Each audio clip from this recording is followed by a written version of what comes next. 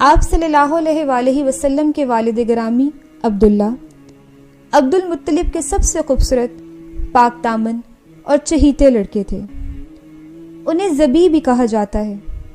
اس کی وجہ یہ ہے کہ زمزم کی کھدائی کے دوران میں جب کنویں کے نشانات برآمد ہوئے تو قریش نے بھی عبد المطلب کے ساتھ شرکت کرنی چاہی اور اس کے لیے ان سے جھگڑا کیا، جو بڑی مشکل سے ختم ہو سکا۔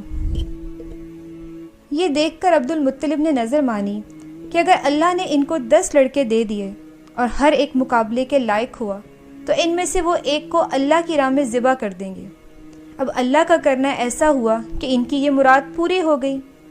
چنانچہ انہوں نے سب لڑکوں کے درمیان قرہ ڈالا اور قرہ عبداللہ کے نام نکلا، لہٰذا ان کو ذبح کرنے کے لیے خانہ کعبہ کے پاس لے گئے، مگر قریش نے انہیں روک دیا۔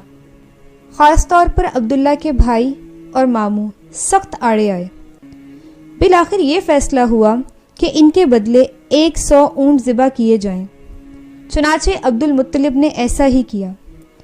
اسی لیے آپ صلی اللہ علیہ وآلہ وسلم کو 2 ذبیحوں کی اولاد کہا جاتا ہے۔ ایک ذبیح حضرت اسماعیل علیہ السلام تھے اور ایک آپ صلی اللہ علیہ وآلہ وسلم کے والد عبداللہ۔